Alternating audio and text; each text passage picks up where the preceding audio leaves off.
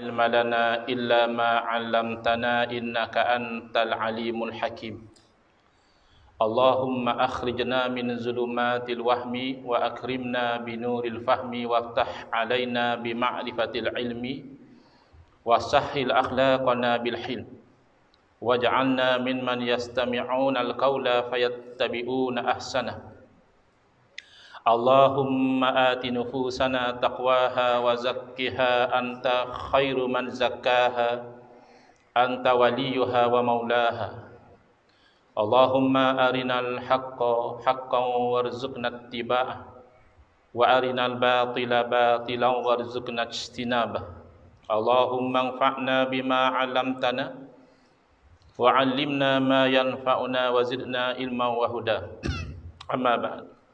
Alhamdulillah, muslimin, muslimat, hadirin hadirat yang saya hormati.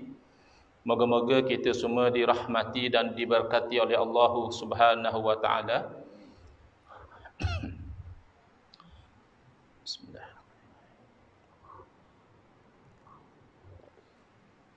Khusus kepada para alim ulama, kepada para ustaz, kepada pengerusi masjid, ahli jawatan kuasa dan sekalian jamaah yang hadir dalam kuliah maghrib khas pada malam ini.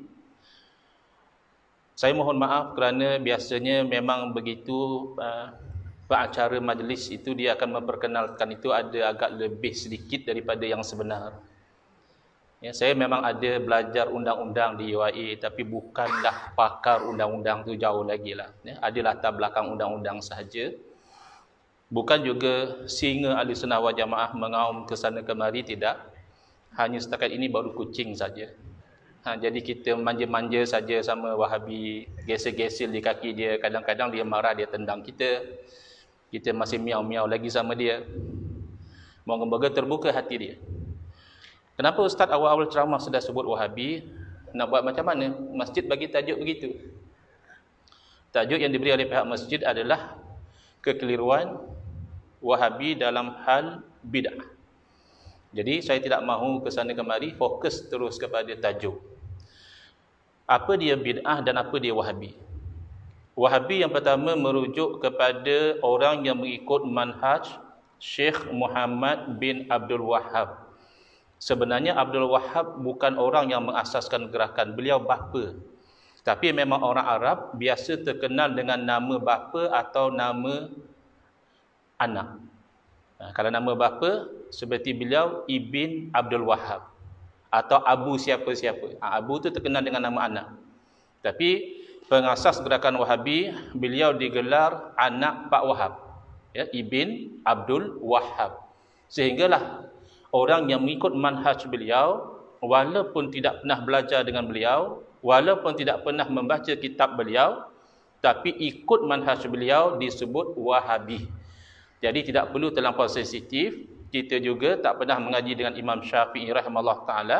Barangkali tidak pernah baca kitab yang ditulis oleh Imam Syafi'i. Tapi oleh kerana kita mengikut ulama yang mengikut manhaj Imam Syafi'i, maka kita tidak terkilan disebut kamu ini Syafi'i atau Hanafi atau Maliki dan sebagainya.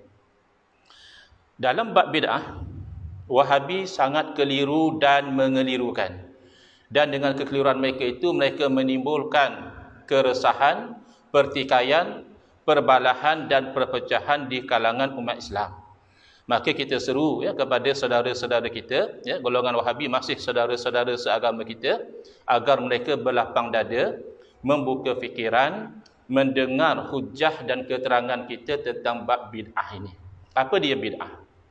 Bid'ah dari segi bahasa mudah sahaja, sesuatu yang baharu yang dahulunya tidak ada. Ihdatsu syai'in ma lam yakun. Buat sesuatu yang dahulunya tak pernah ada. Ataupun ihdatsu syai'in ala ghairi misalin sabiqin. Mengadakan sesuatu tanpa ada contoh sebelumnya. Maka dari segi bahasa dinamakan bid'ah. Tidak kisahlah baik atau buruk, dunia atau agama, asalkan dahulu tidak ada, namanya bid'ah. Nisbah kepada diri saya, hadirnya saya di masjid ini pada malam ini, berkuliah di Sandakan, bid'ah. Kerana saya tak pernah buat sebelum ini. Tapi dari segi istilah yang penting. Kerana itu yang memberi kesan kepada hukum. Dalam mentakrifkan bid'ah dari segi istilah, ulama mempunyai dua pendekatan yang berbeza, natijah sama. Dari segi amali, dari segi praktikal, tak ada beza. Hanya pendekatan sahaja berbeza. Kalau saya boleh beri contoh, ya. Katakanlah ada dua orang tokek, owner ladang durian. Tokek A dan tokek B. Tokek A mengambil pendekatan yang umum dan luas, tokek B mengambil pendekatan yang khusus. Bagaimana tu? Baik. Tokek A bila diarahkan staf dia, pekerja dia pergi ke ladang, dia hanya beri satu bakul yang besar, kata dia, kamu ke ladang kutip durian. Durian apa? Lantaklah durian. Janji durian masuk dalam bakul ini. Sementara tokek ladang B, pendekatannya khusus. Dari awal beliau sediakan dua bakul yang berbeza. Arahan beliau kepada staf, pergi ke ladang, durian musangking, masukkan dalam bakul ini. Selain dari musangking, masukkan dalam bakul satu lagi. Dia telah asingkan siap-siap. Kenapa? Musangking harga lain, permintaan tinggi. Baik. Adakah tokek ladang durian A itu nanti dia hanya jual campur-campur, musangking pun sama dengan yang lain, harga sama? Tidak. Dia nanti juga akan asing-asingkan. Ya, pendekatan awal sahaja berbeza. Demikianlah dalam bab bid'ah. Ulama pendekatan yang pertama seperti ladang A tadi. Dia letak satu bakul besar namanya bid'ah. Ya. Apa yang diletak dalam bakul bid'ah itu iaitu fa'lu ma lam yu'had fi asri Rasulullah sallallahu alaihi wasallam. Perbuatan yang tidak pernah dilakukan di zaman Nabi sallallahu alaihi wasallam, baik atau buruk, dunia atau agama, sila masuk dalam bakul bid'ah. Kayu ukurnya mudah. Ada tak ada zaman Nabi? Tak ada, ia bid'ah. Sementara ulama pendekatan yang kedua, mereka mengambil pendekatan yang khusus, iaitu mereka mentakrifkan bid'ah itu adalah ma uhditha mimma la asla lahu fi syari'ati yadullu alaihi. Itu sahaja bid'ah. Iaitu sesuatu yang baru diadakan, yang tidak ada dalil dalam syariat yang menyokong. Jadi kena cek dalil dulu. Tak ada dalil menyokong, yes, masuk dalam bakul bid'ah. Wa amma ma lahu aslun fi syari'ati yadullu alaihi falaisa bi bid'atin syar'an wa in kana bid'atan lughatan. Adapun kalaulah perkara baharu itu bila disiasat, oh rupanya ada dalil yang menyokong, yang ini tidak dinamakan bid'ah dari segi syarak. Tapi dari segi bahasa kata ulama ini, ya bid'ah jugalah sebab baharu. Baik. Jadi kenapa kita katakan pendekatan sahaja berbeza, natijah amalinya sama, iaitu kedua-dua ulama sepakat tidak semua perkara baharu dilarang. Hanya perkara baharu yang tidak disokong oleh dalil sahaja dilarang. Perkara baharu yang tidak disokong oleh dalil ini, di sisi ulama pendekatan yang pertama dinamakan bid'ah sayyi'ah, bid'ah yang buruk. Kenapa buruk? Kerana bercanggah dengan dalil. Sementara perkara baharu yang disokong oleh dalil diistilahkan sebagai bid'ah hasanah. Bid'ah artinya baharu, hasanah artinya ada dalil, baik dari segi syarak. Yang bid'ah hasanah inilah di sisi ulama pendekatan yang kedua, mereka tidak namakan bid'ah langsung. Kerana bagi mereka bid'ah hanya fokus yang tak ada dalil. Tak ada dalil bid'ah, tak ada dalil bid'ah, ada dalil bukan bid'ah. Yang bukan bid'ah itu di sisi ulama satu lagi namanya bid'ah hasanah. Jadi nak bergaduh tentang istilah tidak perlu. Yang penting umat Islam kena faham apa sahaja perkara yang tidak berlaku di zaman Nabi sallallahu alaihi wasallam, menjadi tugas para alim ulama menimbang di atas neraca hukum. Ada dalil yang menyokong dibenarkan, tidak ada dalil yang menyokong atau bercanggah dengan dalil dilarang. Kalau tidak, macam mana kita nak justify sembahyang jemaah jarak-jarak? Sembahyang jemaah ikut sunnah rapat-rapat. Kita sudah tanda dengan selotip biru. Ini bukan saja kita sengaja menyalahi sunnah. Sunnahnya solat rapat-rapat. Kenapa mufti tidak larang? Bukan mufti Sabah saja, mufti Sarawak, mufti Terengganu, mufti Kelantan. Kerana setelah mereka berijtihad dan mengkaji berdasarkan fakta dan data yang ada, masih lagi solat rapat-rapat itu meningkatkan risiko jangkitan COVID-19, boleh membahayakan nyawa, menjaga nyawa itu tuntutan agama, maka walaupun bid'ah masih lagi selari dengan dalil. Begitu. Baik. Wahabi mengaku salafi. Malangnya mereka tidak mengamalkan amalan salaf. Apa makna salafi? Salafi bermakna pengikut salaf. Maka dari segi teori, salafi ini bagus. Ikut salaf dalam agama bagus. Sahabat Nabi, tabi'in, tabi'in. Cuma dari segi praktikal, siapakah sebenarnya pengikut salaf? Itulah pengikut kepada 4 mazhab. Sama ada Hanafi, Maliki, Syafi'i atau Hambali, mereka sebenarnya salafi. Kerana setiap seorang dari imam mazhab adalah salaf.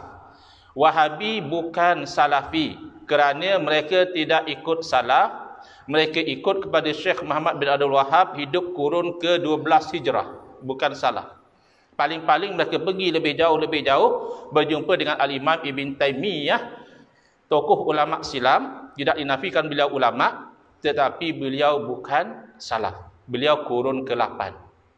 Salaf 3 generasi pertama, sebagian ulama mengatakan 500 tahun pertama pun masih okeylah kalau nak dipanggil salaf. Ikutlah mana-mana pun Ibn Taymiyah terkeluar dari salaf. Cuba lihat ya, kekeliruan golongan Wahabi dalam menggunakan istilah salafi. Salah seorang ulama salaf yang hebat generasi tabi'in, iaitu Al-Imam Muhammad Ibn Idris Asy-Syafi'i rahimahullah ta'ala, membahagikan bid'ah dengan ringkas tetapi jelas. Masya Allah tabarakallah, Imam Syafi'i alim dan fasih. Fasih maknanya bercakap sedikit orang faham. Bab bid'ah 3 poin saja. 3 poin selesai, boleh tutup buku bid'ah. Kata Imam Syafi'i rahimahullah ta'ala, poin yang pertama, al-bid'atu bid'atani. Perkara bid'ah, 2 jenis bid'ah. Poin yang kedua, mahmudatun wa mazmumatun. Satu terpuji, elok ya, terpuji. Satu lagi terkeji. Terkeji makna tidak elok. Poin yang ketiga dan terakhir, fama wafaqas sunnata fahuwa mahmudun wa ma khalafaha fahuwa mazmumun. Mana-mana perkara bid'ah yang selari dengan sunnah, kena dengan ajaran Nabi, yang demikian itu terpuji. Dan mana-mana perkara bid'ah yang bercanggah dengan sunnah, bercanggah dengan ajaran Nabi, yang demikian itu terkeji. Selesai. Tapi Wahabi tak terima. Katanya ikut salaf. Katanya salafi. Maka jangan marah kalau kawan-kawan kita di Kedah kata, ya hak lagu tu ustaz, mereka bukan salafi, mereka salafi. Salafi ikut ni, mereka ikut lain. Tak mau salafi. Kita mau betul pi. Ikut betul-betul sebagaimana salaf. Barulah salafi. Kalau tidak, jangan mengaku salafi. Memadailah Taimiyyi, pengikut Al-Imam Ibn Taymiyah, ataupun Wahabi, pengikut Syekh Muhammad bin Abdul Wahhab. Kalau mengaku salafi tidak ikut salaf, itu namanya pembohongan. Baik. Seterusnya Al-Imam Izzuddin bin Abdul Salam, Sultanul Ulama rahimahullah ta'ala, memperincikan lagi pembahagian bid'ah menjadi 5. Bukan khilaf ya. Wahabi biasa gagal faham. Bila dia dengar kita cakap ulama ada yang bahagi 5, itulah kata dia. Kan senang kalau ikut kami, semua bid'ah sesat satu je. Ini kan dah khilaf, ada yang kata 2, ada yang kata 5. Bukan khilaf. Soalan berbeza.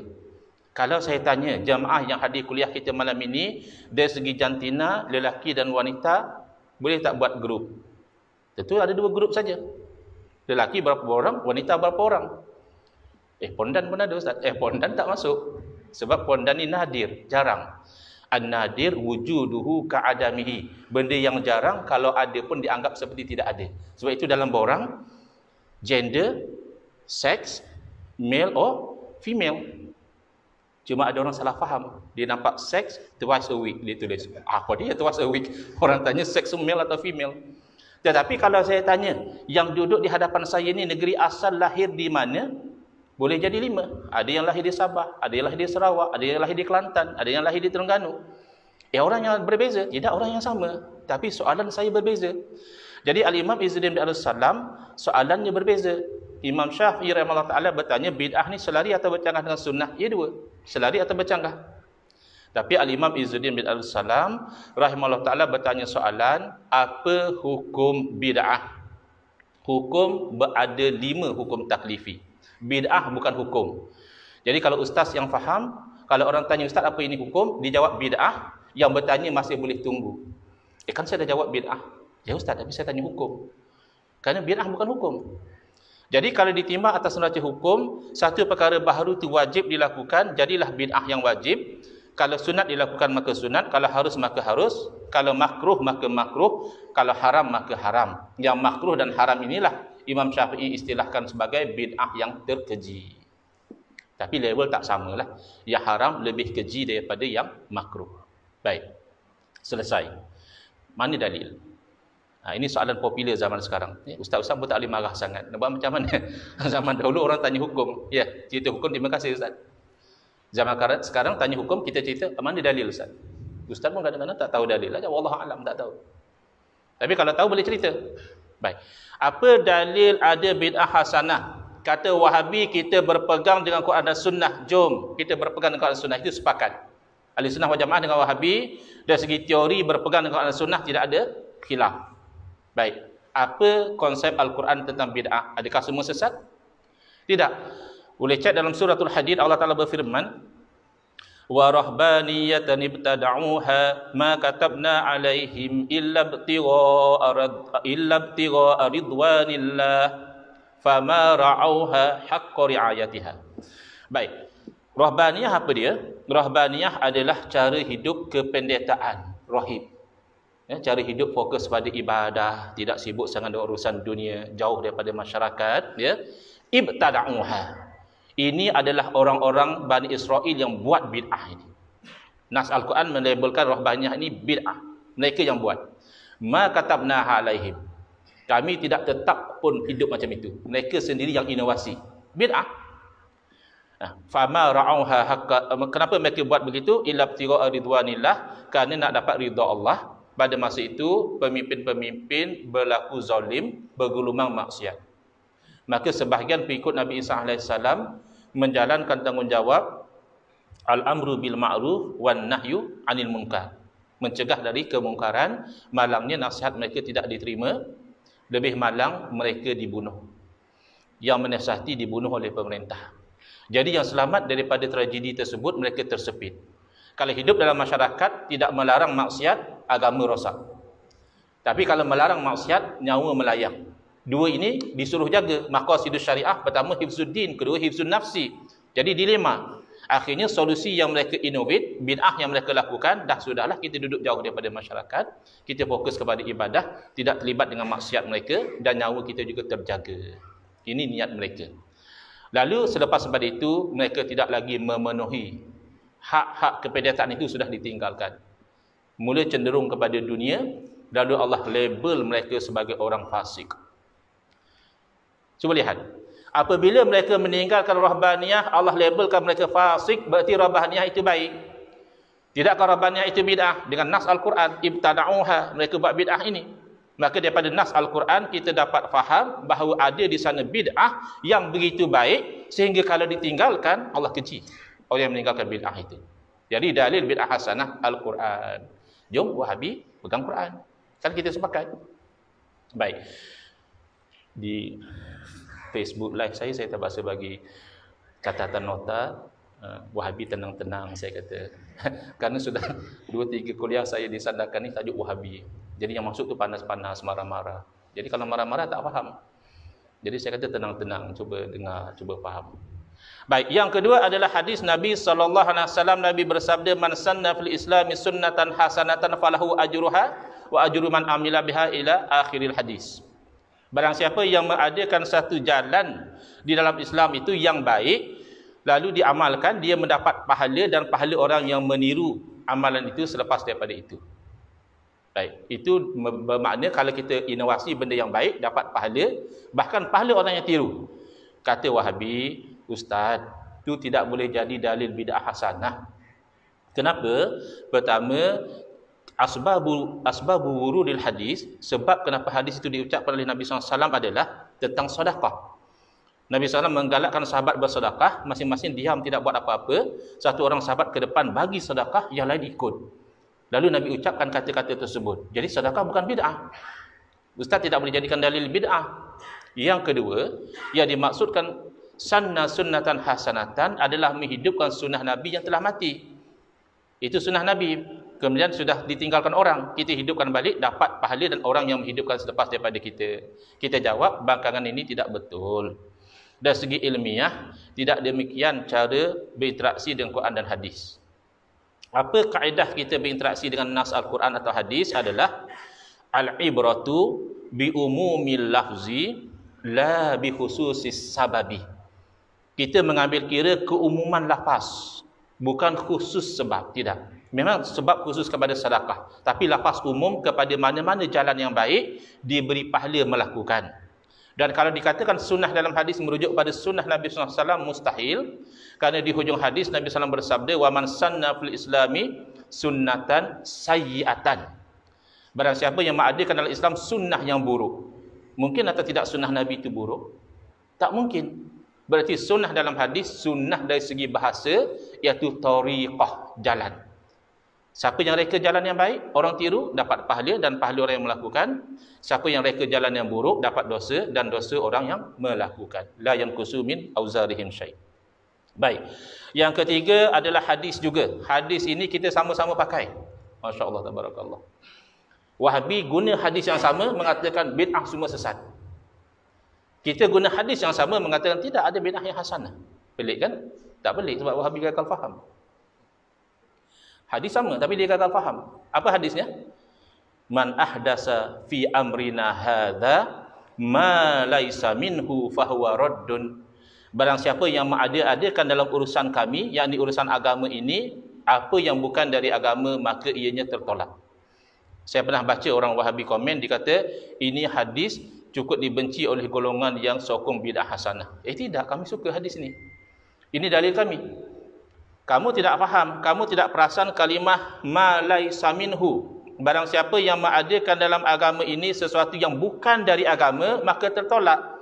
Mafhum kefahaman sebaliknya adalah kalau ianya dari agama, maka diterima. Contoh ya, Tuan Imam bagi announcement tadi, nanti lepas kuliah mohon jemaah yang berumur tidak lebih 40 tahun tunggu sekejap dalam masjid. Ada sikit urusan kerajaan mungkin nak bagi insentif atau apa. Lalu datang satu orang jemaah, Tuan Imam, saya sudah umur 60, kena tunggu atau tidak? Kata Imam, tadi kan saya beritahu, yang kurang 40 saja tunggu. Ya betul, tapi Imam tak cakap yang lebih 40 tunggu atau tidak. Pasti Imam kan kata, ya fahamlah. Faham sendirilah kalau saya kata tak lebih 40 tunggu, yang lebih 40, walaupun saya tak cakap, faham, maknanya lawannya, tak payah tunggu. Kalau Nabi SAW bersabda yang bukan dari agama tertolak, ya maka faham, kalau dari agama diterima. Itu namanya mafhum mukhalafah. Sebagai contoh, Maulidur Rasul. Sambutan maulid sebagaimana kita sambut, itu memang bid'ah, perkara baru. Walaupun konsep maulid tidak bid'ah. Konsep sambut hari jadi itu diamalkan oleh Nabi SAW. Apabila ditanya oleh para sahabat tentang puasanya hari Isnin, Nabi SAW menjawab antara lain, Zaka yaumun wulidtu fihi. Hari Isnin itulah hari saya dilahirkan. Jadi bersyukur dengan cara berpuasa. Jadi konsep bersyukur dengan hari lahir itu ada. Ya, bahkan mingguan. Tetapi buat ceramah maulid, ya bid'ah. Ya, buat jamuan sempena maulid, ya bid'ah. Apatah lagi kita kata berarak dan sebagainya, itu bid'ah. Tapi bid'ah bukan hukum. Jadi kita nak tahu, adakah sambutan maulid ni minhu ay minaddin am laisa minaddin, daripada agama atau bukan daripada agama. Jadi lihat satu persatu. Kalau ceramah maulid apa sebenarnya? Al-hukmu ala syai' far'un an tasawwurihi. Berhukum tentang sesuatu cabang daripada kita memahami. Apa sebenarnya ceramah maulid? Ya tazkirah. Memperingatkan. Jarang ceramah maulid kita dapat maklumat baru. Biasa maklumat lama tentang sirah, tentang sejarah, tentang perjuangan. Tapi oleh kerana tazkirah, kita naik semangat. Bahkan ada orang yang bertaubat selepas hadir maulid Nabi. Fazakir fa inna zikratan fa'ul mu'minin. Bagilah tazkirah. Tazkirah ini memberi manfaat kepada orang mukmin. Maka kalau begitu, ceramah maulid minaddin, daripada agama. Jamuan sempena maulid ada dalam hadis Nabi SAW bersabda, afsyus salam, sebarkan salam, wa at'imut ta'am, dan jamu makan, wa sallu bil lail wan nasu niyam. Sembahyang waktu malam ketika orang tidur, solat tahajud. Jadi kalau begitu jamu makan suruhan Nabi, aiminaddin. Tapi ini jamu kerana maulid. Ya jamu kerana apa? Terpulang. Jamu kerana maulid boleh. Jamu kerana naik pangkat ada larangan tidak? Boleh. Jamu kerana naik rumah baru boleh. Jamu kerana suka-suka tidak ada apa-apa. Ya Ustaz, lepas ceramah saya mau jamu Ustaz. Ya boleh, alhamdulillah. Tak ada sempena. Tak ada sempena apa? Boleh. Al-Imam itu kan umum. Ya. Kemudian selawat. Selawat ingat ya. Maulid kita boleh mengaku ia bid'ah tapi hasanah kerana daripada agama. Selawat kalau orang kata bid'ah kita tidak setuju. Kerana ini selawat arahan Al-Quran, amalan sahabat, amalan Nabi sallallahu alaihi wasallam. Kalau orang tidak tahu dalil selawat, barangkali tidak pergi Jumaat. Kerana setiap khutbah Jumaat khatib akan membaca pada khutbah yang kedua, innallaha wa malaikatahu yusalluna 'alan nabi ya ayyuhalladzina amanu sallu 'alaihi wa sallimu taslima. Oh sedap masa tu. Layan. Tak tahu dalil selawat. Kerana itu adalah ayat Quran memerintahkan dengan jelas supaya umat Islam berselawat dan salam ke atas Nabi SAW. Adakah ditetapkan bila? Tidak. Bila-bila boleh selawat? Termasuk selang tarawih. Kalau kamu nak melarang selawat selang tarawih, kamu yang kena bawa dalil. Kerana kamu nak menyempitkan apa yang luas. Nak selawat di mana tidak ditetapkan. Lain kalau haji, jangan pandai-pandai haji disandarkan. Itu bid'ah sayyi'ah dhalalah. Susah-susah aja pergi ke Mekah musim pandemik dah Ustaz, kita bakal tukar salapang, tawaf, sa'i disandarkan. Janji haji. Ya mana ada janji haji? Haji itu mesti di Makkah, mesti di Kaabah. Wukuf mesti di Arafah. Jadi selawat bila-bila boleh, di mana boleh, banyak mana tidak ditetapkan, bahkan dengan lafaz bagaimana juga tidak semesti sebagaimana daripada Nabi SAW, daripada Nabi bagus, selawat dengan lafaz sendiri pun diamalkan oleh sahabat dan para ulama. Jadi selawat bukan bid'ah. Selawat sempena maulid, selawat saja-saja, selawat sambil tunggu makanan, semua boleh. Jadi selawat bukan bid'ah. Berarak, ia bid'ah. Berarak, apa hukum? Berarak apa makna dia? Berarak maknanya berjalan beramai-ramai kan? Atau seorang dipanggil berarak juga? Mesti beramai lah kan? Apa hukum berjalan beramai-ramai? Ya harus. Asalkan jangan melanggar syarak. Oleh kerana kita berjalan beramai-ramai, habis langgar gerai orang dan sebagainya untuk, itu kan haram. Ya. Kita ambillah contoh yang ekstrim. Dan saya pernah dengar sekali berlaku, mungkin sebab dia mu'allaf baru masuk Islam, iaitu sambut maulid dengan ada hidangan arak. Sempena maulid dihidangkan arak. Ya, saya ingat orang Islam lama tidak akan buat benda ini. Tapi kalau baru masuk mungkin dia tidak faham. Ya. Atau mana tahu, ya, sempena Maulidur Rasul supaya lebih ramai, ya, kita buat pesta tari menari, pertandingan ratu cantik. Itu bid'ah sayyi'ah dhalalah. Walaupun namanya sambutan Maulidur Rasul, tapi bercanggah dengan syarak. Dan asar daripada Sayyidina Umar radhiyallahu anhu sangat masyhur ketika Sayyidina Umar mencadangkan agar solat tarawih yang asalnya pada zaman Nabi SAW tidak ditetapkan di belakang satu orang imam. Ya, solat qiyam Ramadan ada zaman Nabi. Tapi bukan maknanya Nabi SAW ajak jom kita solat tarawih, tidak. Nabi solat tarawih, solat qiyam Ramadan, sahabat ikut. Malam kedua lebih ramai. Malam ketiga Nabi tak keluar.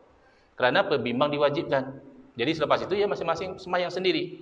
Kekallah amalan itu sehingga zaman Sayyidina Umar radhiyallahu anhu menjadi khalifah. Sayyidina Umar keluar dalam bulan Ramadan, masya-Allah meriah orang sembahyang tarawih, tapi gaya bebas. Ada sekelompok di sini, ada sekelompok di sana, sembahyang seorang-seorang. Kata Sayyidina Umar, alangkah eloknya semua sembahyang di belakang satu orang imam. Nanti satu orang bacaannya bagus, Sayyidina Ubay bin Ka'ab radhiyallahu anhu. Lalu apabila dilaksanakan cadangan beliau, apa komen Sayyidina Umar? Nikmatil bid'atu hazihi. Sebaik-baik bid'ah inilah dia. Kata Wahabi bid'ah semua tak baik. Kata Sayyidina Umar bid'ah ada yang baik, bahkan sebaik-baik. Nak ikut Wahabi, nak ikut sahabat Nabi. Jelas kalau kita bijak kita ikut sahabat Nabi. Tapi kata Wahabi tidak Ustaz. Sayyidina Umar hanya bercakap tentang bid'ah dari segi bahasa. Bukan bid'ah dari segi syarak. Siapa kata? Bid'ah dari segi bahasa lebih luas daripada bid'ah dari segi syarak. Asal baharu. Kalau ia bukan bid'ah dari segi syarak, jelas bukan bid'ah dari segi bahasa. Ya, kalau dia katakan itu bid'ah dari segi syarak sekali ataupun bahasa sekalipun, tidakkah Wahabi mengatakan bid'ah hanya dalam urusan agama? Urusan dunia tidak ada bid'ah. Ya. Sembahyang tarawih urusan agama atau dunia? Jelas urusan agama. Sayyidina Umar bercakap tentang ibadah, ada bid'ah yang baik. Jadi dalil kita banyak, ya. Baik. Apa dalil ataupun syubhat Wahabi? Jadi kita kasihan pada mereka. Bukan semua Wahabi ini mereka itu sengaja nak menyalah-nyalahkan kita. Sebahagian Wahabi ni memang dia sangka dia betul. Lalu dia nak berdakwah kepada kita. Kenapa dia sangka dia betul? Kerana ada hadis. Dan hadis sahih. Sahih Muslim. Antara lain Nabi SAW bersabda, wa kullu bid'atin dhalalah. Dan setiap perkara bid'ah sesat. Hadis sahih Ustaz. Ustaz nak lawan hadis sahih? Ya, saya tidak lawan hadis sahih. Saya hanya lawan kefahaman kamu yang tidak sahih. Kamu faham macam mana kullu bid'atin dhalalah? Kata dia, saya faham ya setiap. Dan Nabi SAW sebut setiap, mana setiap? Tidak ada yang hasanah. Bagaimana ulama faham? Sama seperti kamu atau tidak? Al-Imam Nawawi rahimahullah ta'ala mensyarahkan hadis-hadis dalam Sahih Muslim. Apabila sampai kepada hadis ini, Imam Nawawi mengatakan, wa qauluhu sallallahu alaihi wasallam wa kullu bid'atin dhalalah, sabda baginda dan setiap bid'ah itu sesat, haza amun makhsus. Ini lafaznya umum seperti semua bid'ah tetapi maknanya khusus. Wal muradu ghalibul bid'ah. Yang dikendaki adalah kebanyakan bid'ah, bukan semua. Kenapa? Kerana disuruh dengan ayat Quran tadi. Ayat Quran menunjukkan ada bid'ah yang hasanah, hadis Nabi menunjukkan ada bid'ah hasanah, asal sahabat menunjukkan ada bid'ah hasanah, disuluh. Ini baru faham makna hadis. Bukan ambil satu hadis terus keluar hukum. Baik. Boleh ke kulu makna sebahagian? Kulu terjemahnya setiap. Imam Nawawi kata tidak, kulu makna sebahagian. Soalannya, boleh ke kulu itu maknanya sebahagian? Jawab kita, kawan-kawan yang berpahaman Wahabi, bukan setakat boleh. Bahkan banyak Quran hadis kulu maknanya sebahagian. Jarang-jarang kulu maknanya semua. Jarang-jarang. Kita ambil contoh. Dalam Al-Quran Allah berfirman, wa kana wara'ahum maliku ya'khudhu kulla safinatin ghasba. Suratul Kahfi. Adalah di belakang orang-orang miskin ni seorang raja yang mengambil setiap sampan sebagai rampasan. Kan kisah Nabi Musa AS berguru dengan Nabi Khidir AS, syarat nak berguru jangan tanya dulu. Nanti sampai masa saya cerita. Tapi kan Nabi Musa AS sebagai seorang Rasul, baginda tak tahan lihat benda yang pada zahir syariat tak betul. Naik sampan orang ditebuk lubang, ini kan tak betul. Jadi dia bising. Lalu diterangkan oleh Nabi Khidir AS, saya bukan saja-saja. Saya tebuk lubang itu ada sebabnya. Sebabnya ada raja nanti akan tunggu dan akan rampas setiap sampan. Sampan atau tidak mereka naik? Dia sampan. Dirampas atau tidak? Tidak dirampas. Kata Nabi Khidir, setiap sampan. Maksud Nabi Khidir AS setiap sampan yang elok. Sampan yang ada lubang, yang ada cacat, raja tidak mahu. Itulah hikmah. Kenapa Nabi Khidir AS melubangkan sampan itu untuk menolak mudarat yang lebih besar. Jadi dalam kehidupan kita jangan terlampau idealistik sangat. Oh, nak yang bagus, yang jujur, yang adil. Ya, ambil yang kurang jahat sudahlah. Sebab yang ada pun itu aja. Daripada sampan dirampas oleh raja dengan sampan berlubang, lebih elok sampan berlubang masih boleh dibaiki lagi. Yang penting kulla safinah bermakna sebahagian. Dalam hadis Nabi SAW bersabda, kullu bani Adam ya'kuluhu turabu illa ajbaz zanam. Setiap anak Adam akan dimakan oleh tanah, yakni akan reput. Jadi kita tidak boleh sombong. Walaupun gagah, walaupun handsome, walaupun cantik, akhirnya akan jadi makanan ulat, reput. Kalau tidak reput pun ajbaz zanam, tulang sulbi. Baik. Para nabi, adakah jasad mereka reput? Tidak. Para nabi tidakkah anak Adam? Anak Adam. Dalam hadis mengatakan setiap anak Adam akan dimakan oleh tanah, yakni akan reput. Para nabi anak Adam tapi tidak reput. Oh, kalau macam itu tak betul lah hadis, Ustaz. Bukan hadis tidak betul. Hadis betul. Cara kamu faham hadis tidak betul. Kullu bani Adam maknanya sebahagian besar daripada anak Adam akan reput, tapi juga ada anak Adam yang Allah jagakan jasad mereka seperti para nabi, para syuhada, orang-orang soleh dan seumpama dengan mereka. Ada ya, jumpa kadang-kadang orang kampung kita. Nak kata dia para nabi pasti bukan. Nak kata dia orang soleh wallahu alam. Tapi bila nak dialih jasad dia, masya-Allah masih elok. Bukan hadis tidak betul. Kullu bani Adam maknanya kebanyakan anak Adam. Sebenarnya tak perlu bergaduh dengan Wahabi isu kullu. Wahabi kata kullu makna semua. Kita kata tak, kullu makna sebahagian. Sebenarnya Wahabi juga berkata kullu makna sebahagian. Tak percaya boleh test. Tapi hati-hatilah kalau Wahabi yang panas baran, jangan test, nanti kita masuk hospital. Kecuali kita juga black belt kan. Gitu. Kalau dia bising-bising, ini tak boleh, Nabi tak buat, ini bid'ah sesat. Kita kata kalau begitu abang-abang pun sesat juga. Dia tanya kenapa? Aku tidak pernah terlibat dengan ini bid'ah, dengan tahlil ini, selawat, aku tidak pernah terlibat. Ya. Tapi abang kan juga tadi guna handphone. Nabi tak pernah guna handphone. Itu kan bid'ah. Itu saya kata jangan hati-hati. Dia marah betul kalau kita cakap macam itu, dia kata kita bodoh. Abang datang masjid naik kereta, Nabi tak pernah pergi masjid naik kereta. Kira abang sesat. Abang selalu pergi murah haji naik apa? Naik kapal terbang kan? Nabi tak pernah umrah haji naik kapal terbang. Kalau cakap begitu memang kalau Wahabi yang ada high blood pressure boleh masuk hospital dia. Dia cukup marah. Kerana dia anggap kita bodoh. Kerana bagi dia itu kan urusan dunia.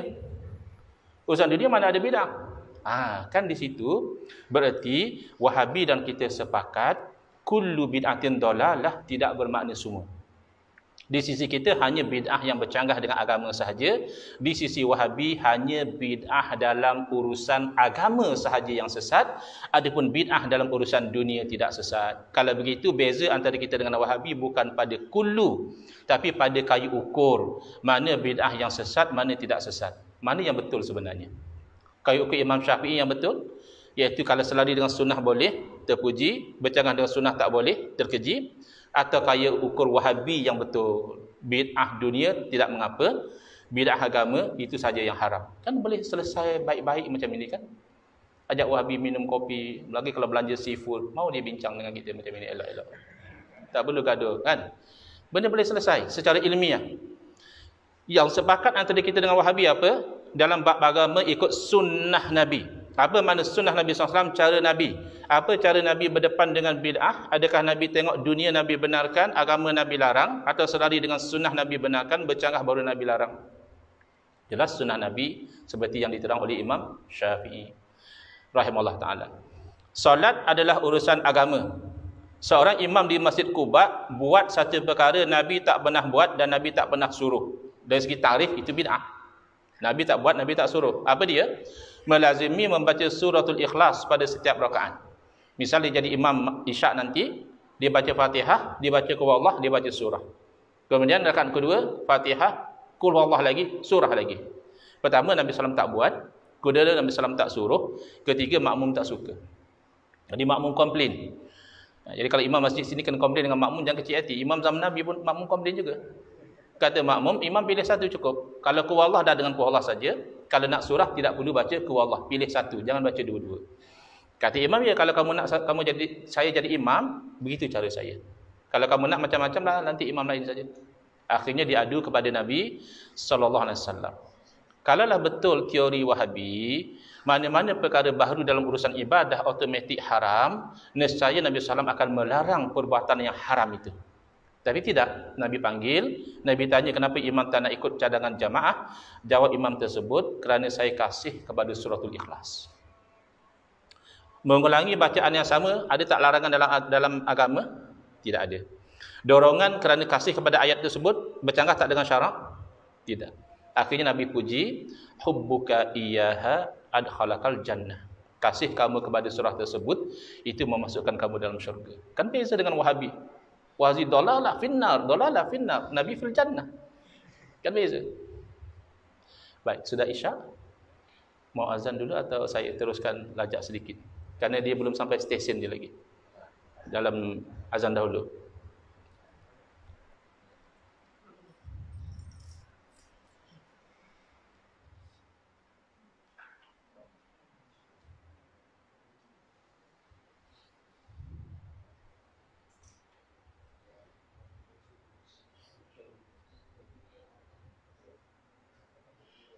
Allahu Akbar, Allahu Akbar, Allahu Akbar,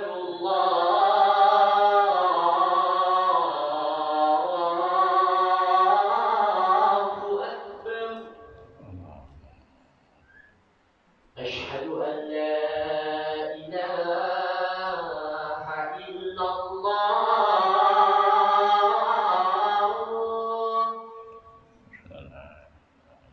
Asyhadu an la ilaha illallah.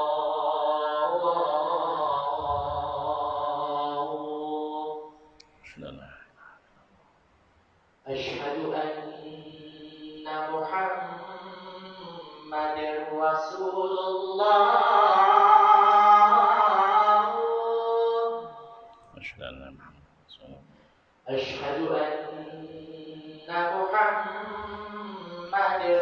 رسول الله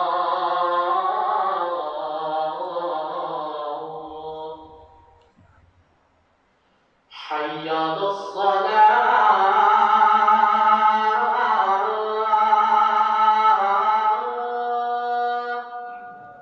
ولا حول حي على الصلاة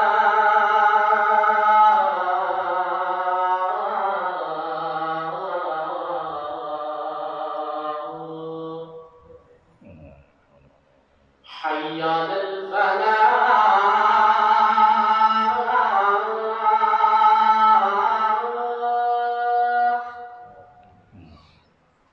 حي على الفلاح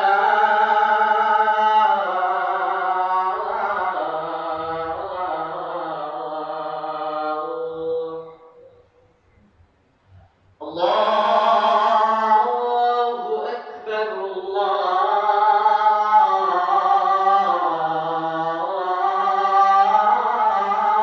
أكبر الله لا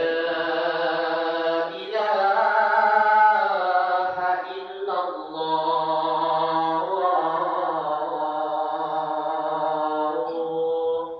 لا إله إلا الله اللهم رب العالمين سيدنا محمد اللهم Bismillah, Alhamdulillah, wassalatu wassalamu ala rasulillah, amma ba'd. Baik, kita sambung sedikit lagi insyaAllah. Kemudian kita buka kepada sesi soalan sekiranya ada. Baik, tadi ada komen ada orang komen kata dia, adakah agenda mazhab ini adalah nak berbalah? Bukan. Kita menerangkan ini supaya kita boleh berdamai sebenarnya. Kalau nak berbalah bukan di masjid, tak boleh buat live mungkin di mana ada tempat-tempat orang bergaduh atau di court atau di mana. Kita bukan ingin berbalah, tapi kita lihat sebenarnya ada persamaan yang kita boleh tu mencari kefahaman. Sekarang kita sudah temui satu titik temu antara kita dan Wahabi, iaitu rupanya kita dan mereka sama-sama faham kullu bid'atin dalalah bukan bermakna semua. Wahabi mengatakan hanya bid'ah agama saja sesat, bid'ah urusan dunia tidak mengapa. Kita mengatakan hanya bid'ah yang bercanggah dengan syarak, tak kisahlah dunia atau agama, itu sesat. Tapi kalau selari dengan syarak, dunia atau agama itu tidak ada masalah. Baik, ini boleh diselesai secara ilmiah, secara aman damai sambil ngopi, sambil ngetih boleh selesai. Yang pertama, adakah Islam datang untuk tadbir urusan agama sahaja? Adakah urusan dunia tidak ada hukum? Kita ambil contoh yang mudah. Insurans konvensional dan takaful, dua-dua ini adalah amalan bid'ah. Tak ada sahabat Nabi yang ambil insurans. Bahkan tak ada sahabat Nabi yang jadi ejen takaful. Pernah dengar ke sahabat Nabi jadi ejen takaful? Tak ada.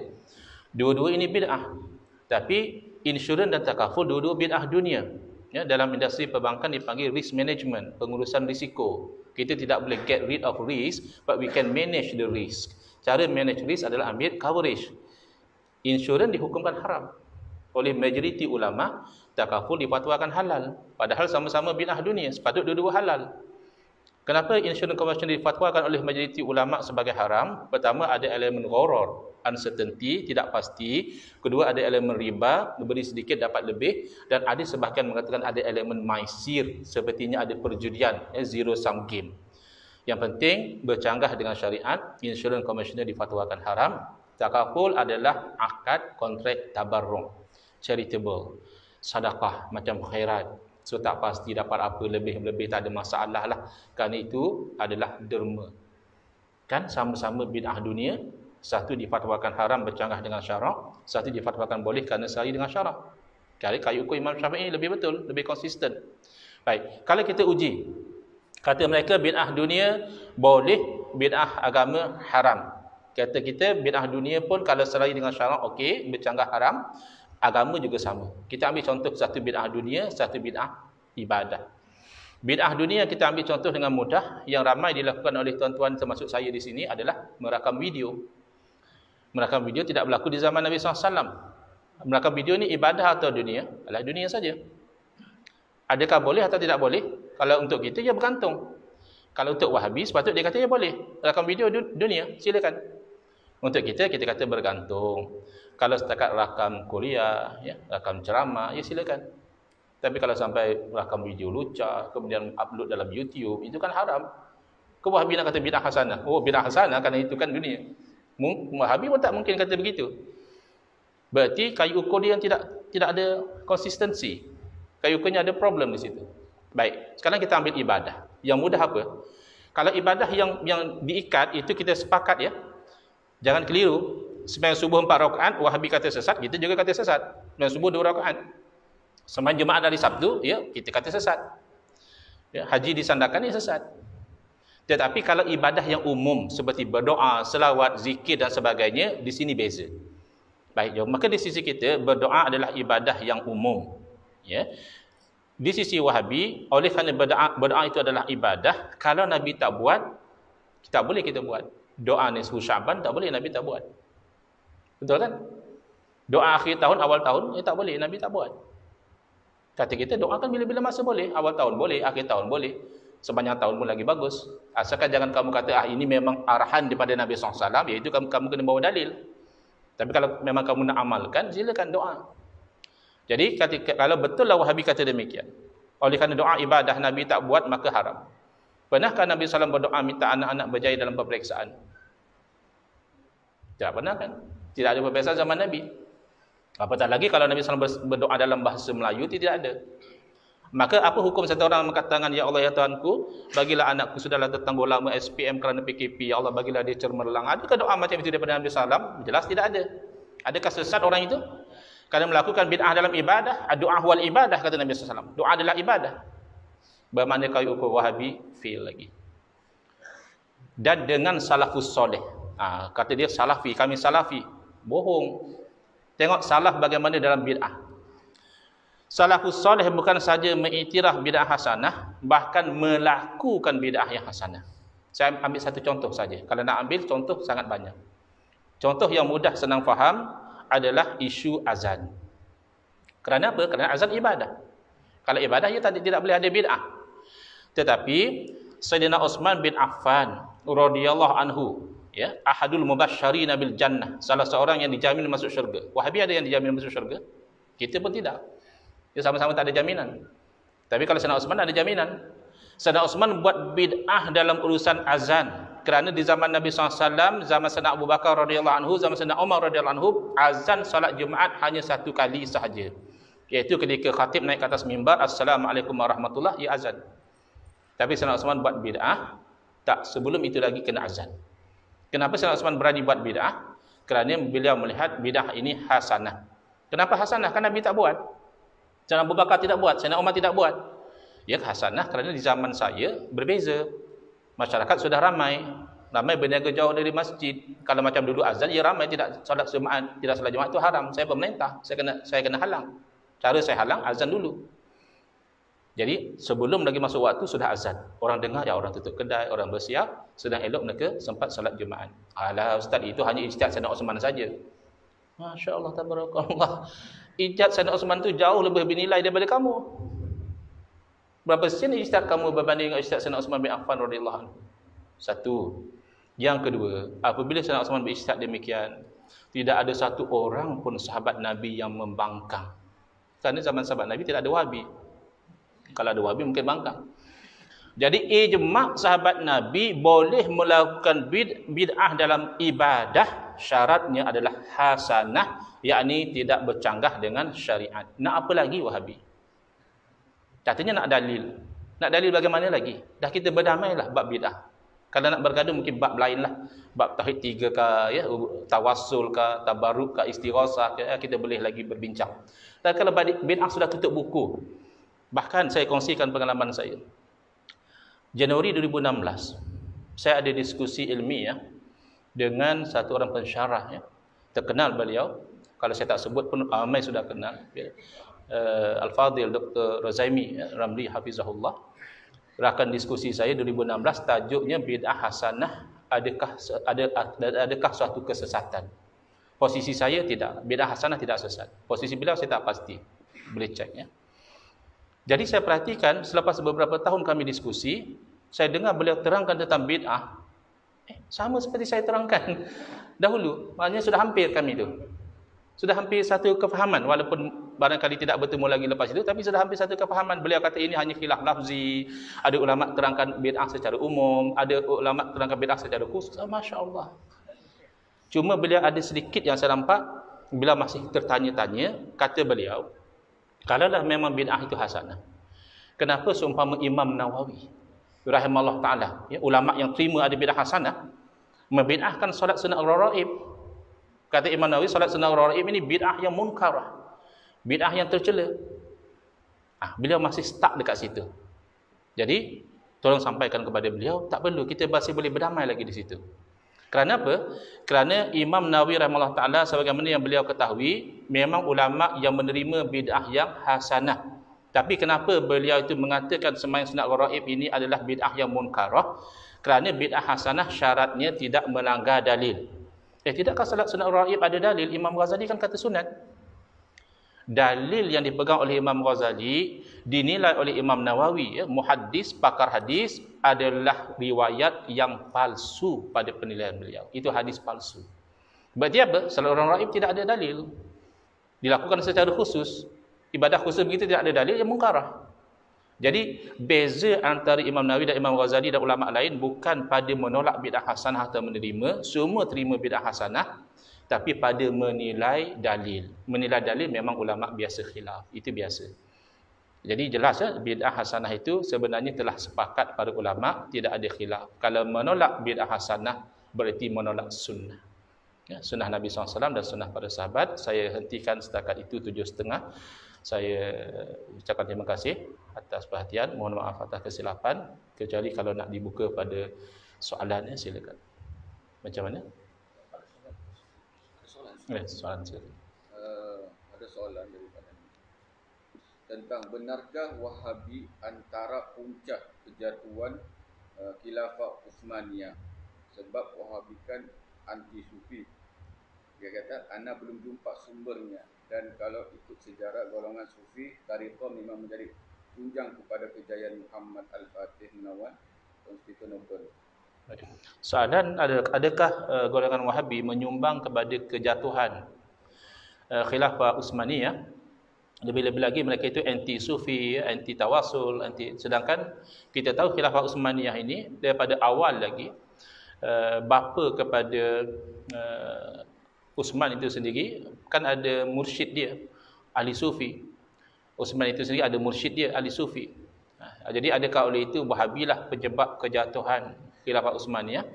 Jadi jawapan saya lebih kurang sama ya, seperti soalan semalam itu tentang krisis di Syria. Kalau nak katakan Wahabilah sebabnya, tidak tepat. Tidak tepat. Kerana sebab itu banyak. Wahabi hanyalah salah satu sebab kejatuhan Khilafah Uthmaniyah. Sebab yang lain banyak. Antaranya kita tahu bila pemerintahan itu telah berlalu dengan lama, zuriat keturunan pemerintah itu tidak sejazam datuk nenek mereka dalam berpegang dengan ajaran syariat itu sendiri. Sudah mula mewah, sudah mula longgar, sudah mula himmahnya kurang. Kemudian strategi musuh yang lain juga ada, bukan Wahabi saja. Ya, kita tahu golongan Yahudi juga ada kepentingan, golongan-golongan Crusaders juga ada kepentingan masing-masing. Jadi masing-masing ada buat strategi. Jadi banyak faktor ya. Bukan hanya faktor Wahabi saja. Tetapi Wahabi ini salah satu faktor. Memang tercatat dalam sejarah tentera Wahabi menyerang Makkah dan Madinah, bahkan sempat menguasai dan membunuh orang-orang haji dan sebagainya. Sehinggalah Khilafah Uthmaniyah terpaksa menghantar tentera daripada Mesir, diketuai oleh Syekh Amir Bashar atau apa ya, Ali Bashar ya. Beliau mengetuai tentera Mesir mengambil semula dua tanah suci daripada tangan Wahabi. Jadi nak kata satu-satunya faktor keruntuhan Uthmaniyah tidak tepat. Tapi salah satu faktor lah yang mengganggu ya, yang mengganggu. Dan bukan hanya Wahabi, yang bukan Wahabi juga dijanjikan dengan dunia oleh British, kalau kamu bantu kami, kan ada the Great Arab Revolution, revolusi Arab yang agung kata mereka. Itu antara yang meruntuhkan Khilafah Uthmaniyah. Bukan semuanya Wahabi. Ada mereka itu bukan Wahabi, tapi mereka nakkan kuasa. British janji, kalau Uthmaniyah jatuh, ini negeri saya akan bagi kamu, ini negeri saya bagi kamu. Jadi masing-masing suka. Jadi menjawab soalan itu, kalau nak dikatakan Wahabi itulah punca kejatuhan Khilafah Uthmaniyah secara total, tidak tepat. Tapi kalau salah satu faktor yang menyumbang, ia ada sejarah sedemikian. Wallahu a'lam.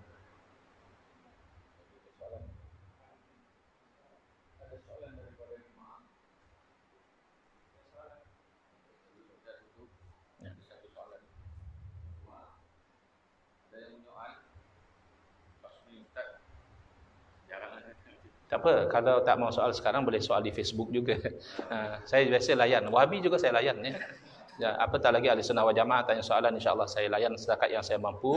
Jadi sekali lagi saya ucapkan terima kasih atas perhatian. Saya pun maaf atas salah dan kesilapan. Hadza wabillahi taufiq wal hidayah. Wassalamualaikum warahmatullahi wabarakatuh. Bismillahirrahmanirrahim. Alhamdulillahirabbil alamin wassalatu wassalamu ala asyrafil anbiya'i wal mursalin wa ala alihi wa sahbihi ajmain. Allahumma shrah sudurana wa ahsin akhlaqana wa azim ujurana wa nawwir qulubana bi nuri hidayatika kama natarada bi nuri syamsika abadan abada bi rahmatika ya arhamar rahimin. Walhamdulillahirabbil alamin. Amin ya rabbal alamin wal afu minkum.